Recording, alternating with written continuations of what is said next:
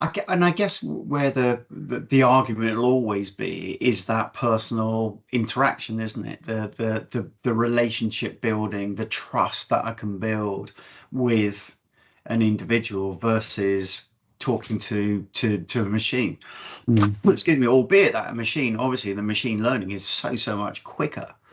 Um, where do you think that line will cross though? What, from a kind of, I guess from a timeline, when do you think that will be?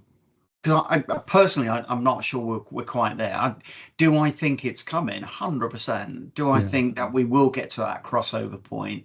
I don't see anything that I've seen so far. I just don't think the nuances are quite there yet. But I do Yeah. think it's absolutely spot on from like a hybrid point of view. I think you could definitely use AI as your first point, something that we're developing within Nudge, which is first line point, just really quick questions on a workshop that I've just been on. I tried this and this didn't work. Absolutely, you can do it. But if it's I tried this, but the response I got was that when we've used AI, it's not quite nuanced to give those kind of human elements to it.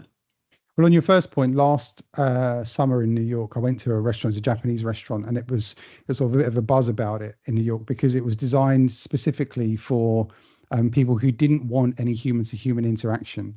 So you go into a very small booth, you sit there, you order your food on the app, and the way that they've designed it is that your food is essentially served so that you don't have to see another human being. They just put the food through the thing. At the end of the interaction, you pay or you pay up front, and then that's it, you're done, you leave there.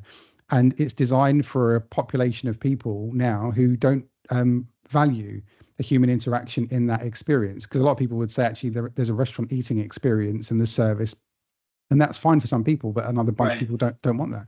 So you think as time moves on, what would you value, because time is always such the premium. And you think, well, for a population of people, I would imagine, I'm not saying that I'm not trying to sound ageist here, but probably for older people that are used to that human interaction would value the more richness of a human to human interaction. And let's say, for argument's sake, I'm 48 years old, it's probably around my age range upwards. So, and then for people coming up younger that are more time focused, do value work-life balance much more and want to value their own time highly. I don't know if you saw the recent article in I can't remember which paper it was, but they were highlighting a number of younger people who were saying actually office work drinks should be paid for.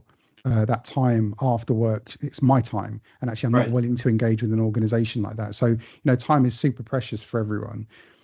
So I think maybe there's a population of people who age out with the current wave of how we do, or the current mechanism of how we sort of have a coaching conversation. And then there's probably another generation that don't value that as much as an older generation would do, is what I would suspect. So you've probably got, what, 10, 20 years, I would say, tops, Yeah. in the current model.